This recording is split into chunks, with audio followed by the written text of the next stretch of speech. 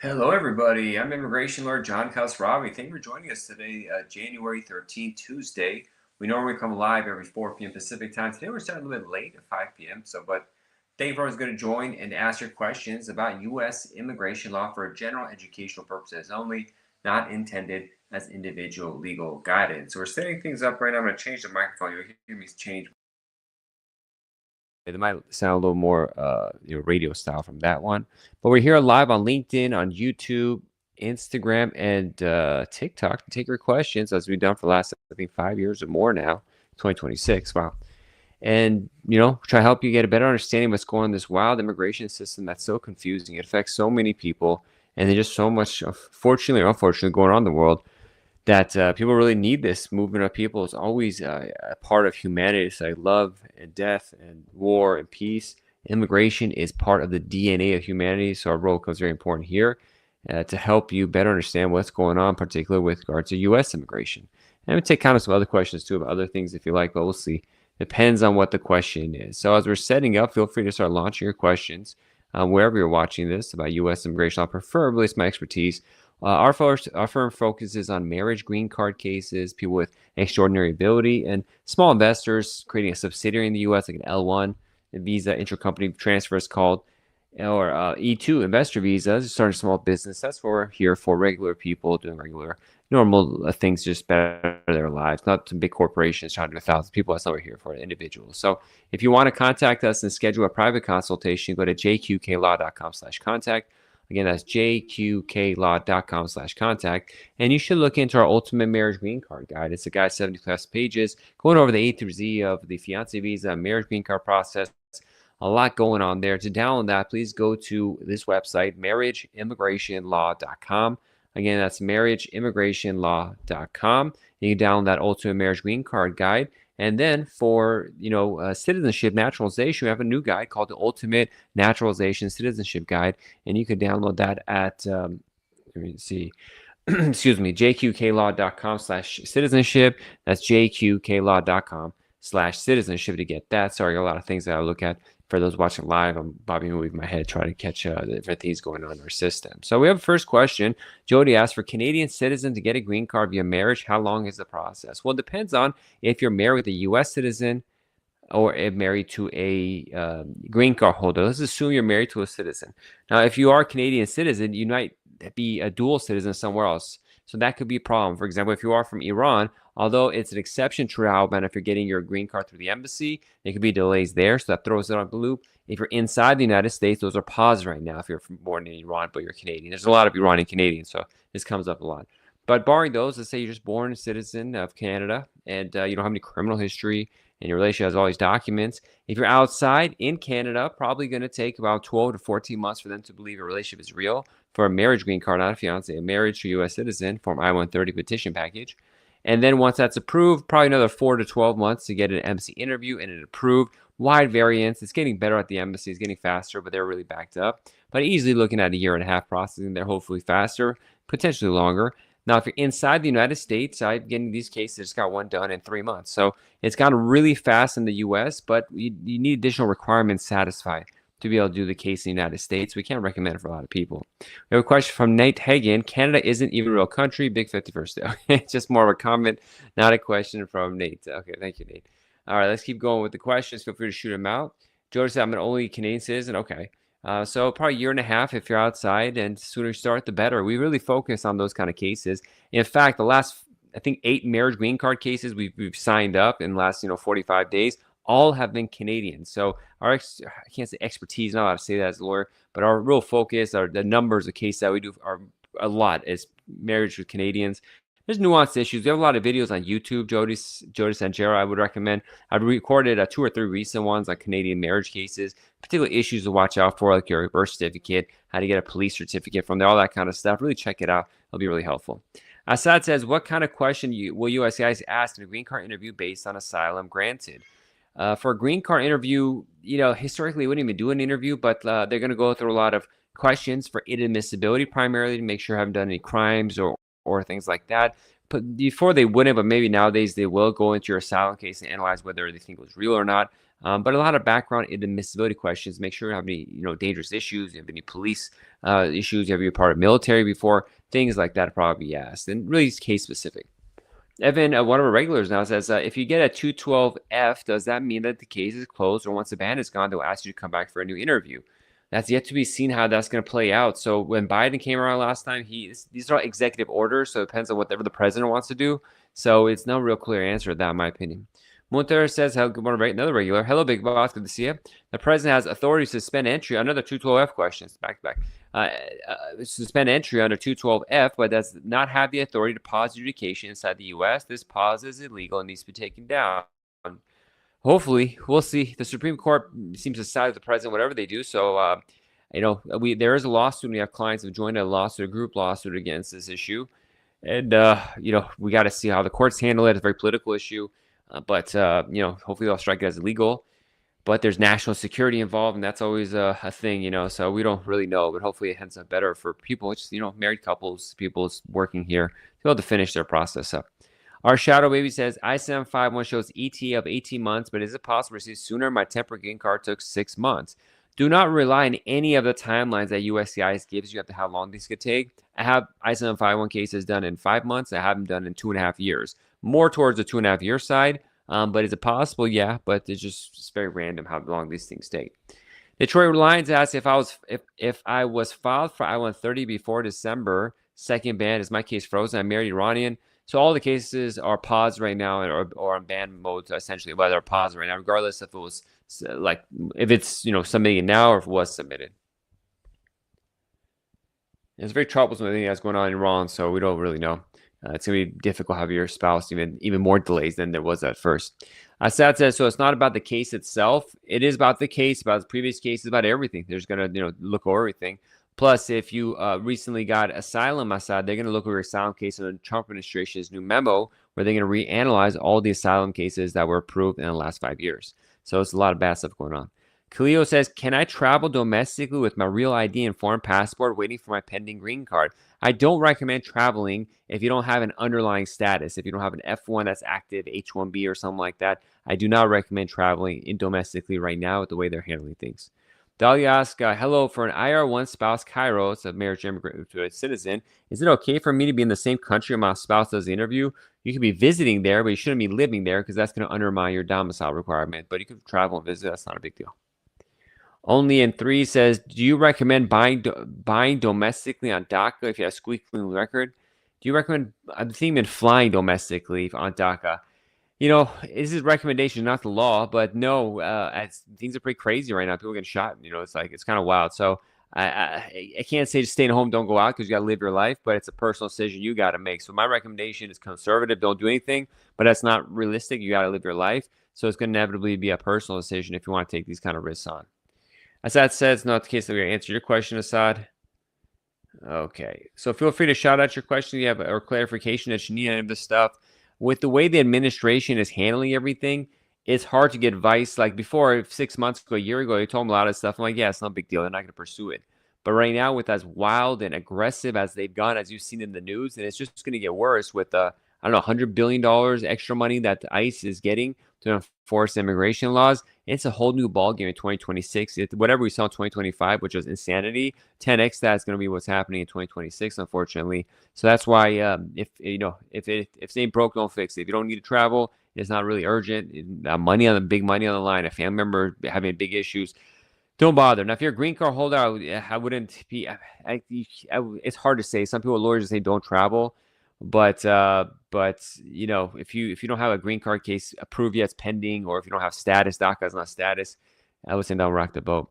Shadowman says Renee got put on ice. I think that's a terrible thing that you're saying there.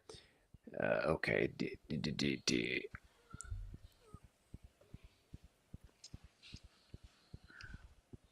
Lekuv, something says, I wish to start my citizenship application. Do I need to get a lawyer with it to help me?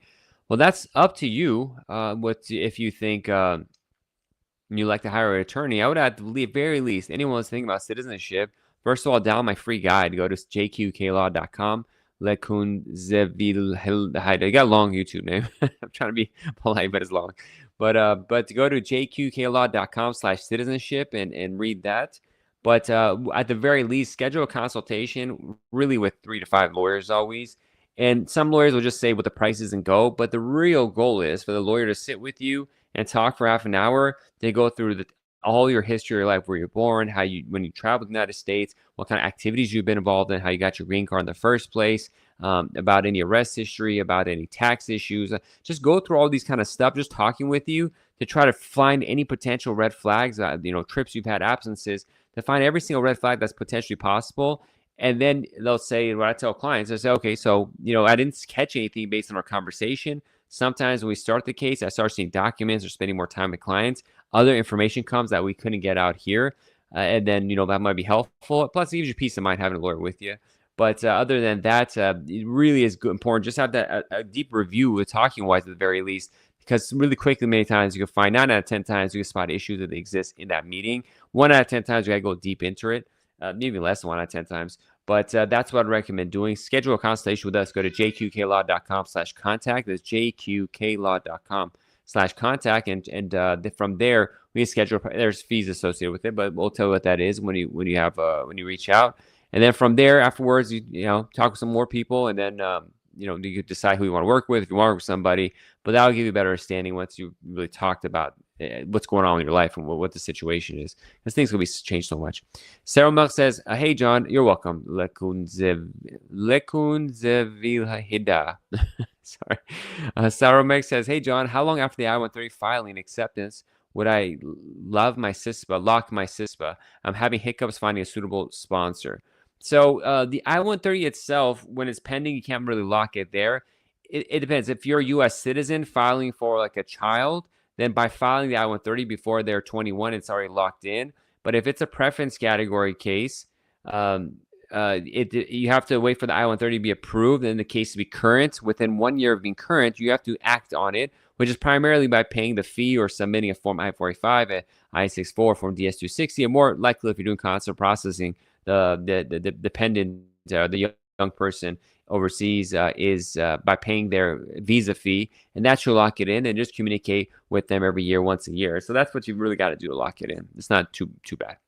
But Sarah, schedule a private consultation. That once people have these problems, so I've had other lawyers give bad advice, because not every lawyer handles or deals with the Child Status Protection Act. The Child Status Protection Act is when you start a green card case for somebody as a minor, and then they age out. They go over 21, they follow that case. There's an exception to the regulations that pass a statute called the Child Status Protection Act, CSPA for short, or CISPA as everyone calls it. But it's very technical how to do the calculations. And what I found is many immigration lawyers don't even deal with it too often, so they really mess up on the calculation and how to advise on it. So I would just say schedule a consultation so we can at least have that in order, because that's a disaster if it problems come with that. And many times people have problems, they don't save the right document, contact the right person, it becomes a mess. So if you'd like to schedule a consultation, go to jqqlaw.com/contact.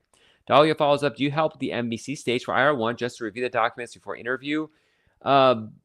We could send a preparation session for that. The thing is, when people want us to review documents, we got to sit deeper and collect documents with you, talk with you, and spend hours on it. So whatever I do during the review session is very basic. It's not going to be real complete. But at the very least, we could talk and identify 1 or 2 issues which usually come up that people aren't prepared for. And it's things you wouldn't expect about, like how to contact them, register, some weird stuff you wouldn't expect. It just makes it, you'll figure it out eventually, but it'll save you a lot of time and headache. But we could do a session like that, but the review is going to be really nominal to the extent that we can, especially if you've already passed the National Visa Center stage. NBC stage for I-1 just to review. So you said 2 different things before interview. So getting the National Visa stage submit is one thing, the interview is another. We don't if you want me to review documents for NBC, we won't do that because we're not on the case. Essentially, I'll be prepared if I do that. But if you already submitted it and you got your interview scheduled, we can have an interview prep session for that. But we don't review documents for the NBC stage without actually doing the whole case. Says many DV LPR got their M400 interviews and ceremonies canceled, even if they aren't in the banned front country list. Is there a hold on DV LPR in general? I haven't heard that situation happening. Actually, it's the first time. Actually, someone posted a comment on this. That might have been yourself, one of my videos or TikToks. But I haven't seen that be the case. Green card lottery winners who had interviews being canceled. But that may be the case. I haven't heard of it. Hopefully, it's wrong or something like that. Sarah says, thanks. I'll probably schedule one soon. You're welcome. Dahlia, yes, interview prep. So if you have an interview scheduled, yes, we can set up a time for that. And if you're in Egypt, one note is I remember one case where they wanted you to get a record from like this Egyptian record that you haven't married before or how many marriages you had. It's like a separate document that's different from other countries. But yeah, go to our website, jqqlaw.com/contact. We can schedule like a probably needs a 35 to 40, probably needs a 45-minute or 30-minute to 1 hour consultation. And we can set that up and do a prep session and take it from there. But jqqlaw.com/contact is the place to go for that. Detroit Lions asks, hi, I've heard that they are using the immigration process to weed out the illegals to get their numbers up. This is helping with times going faster. Yet to be seen. They probably are trying to get their numbers up by detaining people, but with this count things faster, I haven't seen. I haven't seen any change to the stuff's happening. Just messing people's lives up. Sonata says green card shows delivered, but I didn't receive it. USPS declared a loss. I submitted a non-delivery of the card. You also need to file an I-90 or wait for inquiry results first. Well, if USPS says it's lost, ask USCIS, call them up and say what happened, and if you avoid the I-90 or if you have proof of it, maybe submit I-90 without a fee, but it's going to be a hot mess trying to fix that up, unfortunately. User 90 says, hi, I have a shoplifting 25 years ago and I have green card more than 20 years. Can I travel? So I'd be hesitant to travel. Shoplifting is a bad crime for immigration, it's theft. And first, you got to see, did you list it on the green card? Did you pass all the inadmissibility issues? If yes, and was clean, stuff like that. If you do travel, you may still get sucked into secondary inspection. They have to discuss it. So before any of this, I'd recommend having a FOIA request, a Freedom of Information Act request, getting a copy of your entire file from USCIS, doing a FBI background check and also a background check from your state that you're arrested in. Have the records, particularly the conviction record or any court records and police records related to the event, and review them with us as a consultation and have a prep. So when they take you to secondary, which is most likely to happen when you come back into the United States, you have an easy explanation for everything.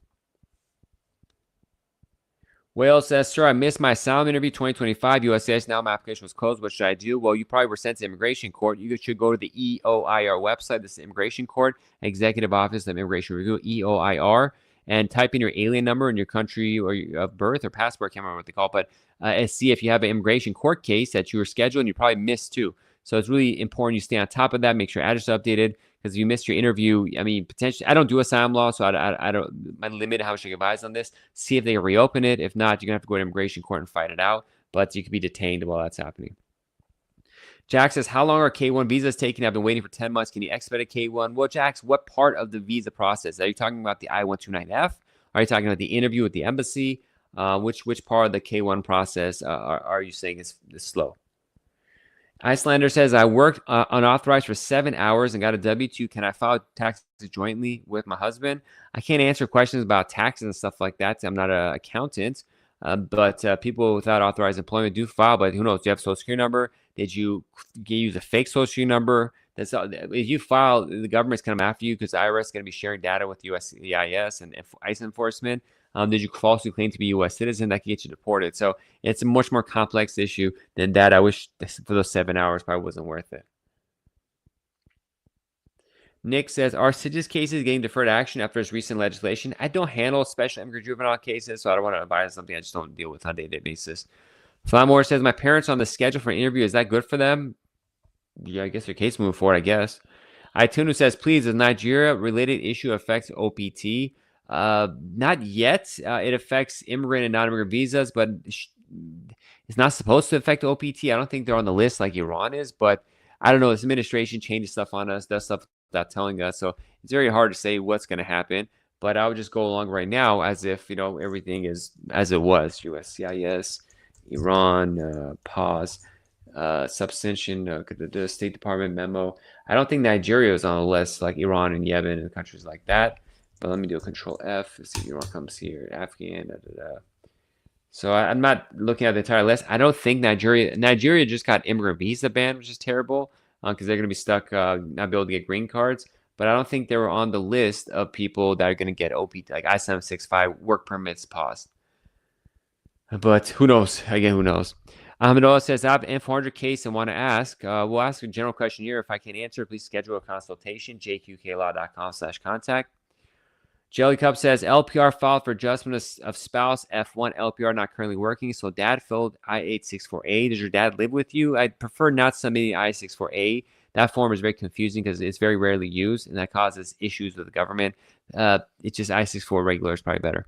Monter says, side note, this MAGA wave has descended on us because the Biden administration allowed abuse to the immigration system. The southern border, between IW, Day 1 CBT, other BS. Sorry for ranting. Yeah, that's a big problem. Biden didn't need to do the stuff at the border, and all it does was cause, people get angry for no reason. So, it just created more havoc.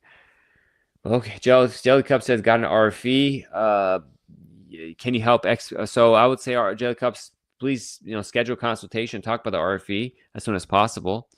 Jack says, can an attorney help your expedite case? Maybe if you have a good reason for expedite. It's very difficult to expedite nowadays. They're very strict on that, but it really depends on the case and what you're doing and stuff like that. Ice Cube says, after green card via C8, travel back for a day for an emergency. Is it a good apply N400? I'm guessing you're saying you're asylum to travel back to your home country for one day. It's up. I don't know. They probably will be stricter on this. They happen historically, but it's up to you how much risk you want to take on. Ahmed says, I'm from Mauritania, partial ban. You think my case is frozen? Probably. I don't remember. I think Mauritania was on the list, but I don't memorize all the countries on there because it's the country I deal with. Nigeria, Iran, maybe Yemen. These are the countries I typically deal with. So I remember. So I think Mauritania was on a full ban, but I can't remember exactly.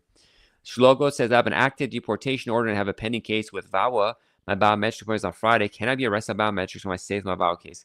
I can't give you assurances. I'm sorry, X-Logo, but it's possible I detain you. It has some cases, especially if you have a deportation order. So there are some risks exist. Maybe have an immigration attorney go with you to the biometrics. Typically immigration lawyers don't go to the biometrics appointments, but under the chaos nowadays, it's hard to say. That says partial ban. So I would need to review the ban and stuff like that to see if it's pars. But it depends on what kind of case you have, what you're looking for. Sarah says the consultation on the website is 30 minutes up to 1 hour, correct?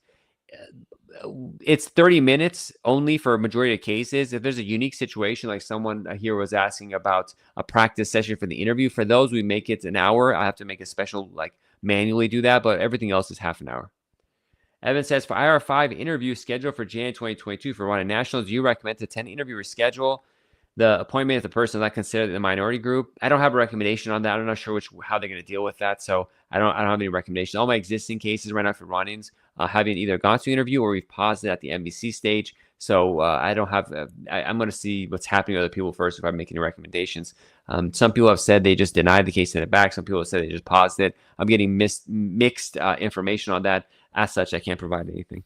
Ahmed says, how much is your consultation? Please, we don't talk about fees and costs and stuff on this show. Go to jqqlaw.com/consult and briefly describe your case or issue, and then we can take it from there. Erica, how long does it take to get asylum approved? It varies. It could be 3 months, could be 10 years. Africa says, hello, please, can you please throw light on the Section 212F? There's nothing much to do with the government. The president could stop immigration based on that regulation. There's going to be lawsuits on it, but essentially when it comes to giving visas, he easily does it. Whether he can do that in the United States is a different matter. We'll see what happens with upcoming lawsuits, but that's it. The president has powers in the immigration area. Carlos says, hello, can I apply for adjustment of status with expired I-94 that I received through military parole in place? Well, it depends on what kind of adjustment of status you're going to be doing, Carla. Is it going to be based on marriage to U.S. citizen? Then probably yes. But, even though it's expired, I think it's fixed. I can't remember exactly because for military parole in place, we always file the adjustment of status while the I-94 is still valid. I can't remember the exact rules on that. You probably can, but again, it depends on what's the basis of the adjustment. But I need to double check on that. So I don't advise on something that I haven't dealt with because, again, we every time I file adjustment of status on a military parole in place, they had the I-94 valid, so it wasn't an issue. So now my YouTube screen, it shows it's not working. Hopefully you heard that. Some of my sponsor with assets are being accepted by the current administration. Right now, today, yes. I don't know. Tomorrow, they're going to be. Technically, it's according to law, they could, but I'm not sure how they're going to deal with stuff tomorrow. But today, yes. Remote says, I got my I-765 approved. Would you recommend traveling domestically?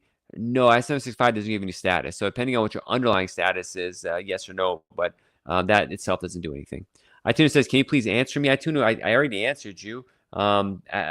Nigeria affect OPT? I said I don't think so, but I have to read the section. So I doubt it, but I don't have an exact answer because I haven't read the memo. I gotta need to read the memo again to see if Nigeria is affected by that. When you go online and look in Nigeria, even the Customs and Border Protection website has incorrect information about Nigeria, what visas can and can't be issued. So the way they put out the information in different ways in different areas, and it's not consistent, and they don't give notifications. So it's a hot mess the way they're doing stuff. Ben says, Carla Paris, my military son. I have to see. So, Carla, like, if your son's a military, he's going to file for a parent of U.S. citizen, then I'd want to renew the I-94 just to have it, but probably you can. But I have to look into it. I don't remember exact rules on that because I never had I-94 expire for military parole in place. So I don't want to say something I'm not 100% sure of. Ben says F1 from Iran, student visa for Iran. OPT cap gap ends on April 1st. H1B is pending due to USCIS freeze. Can I stay in the country while my H1B is pending after April 1st?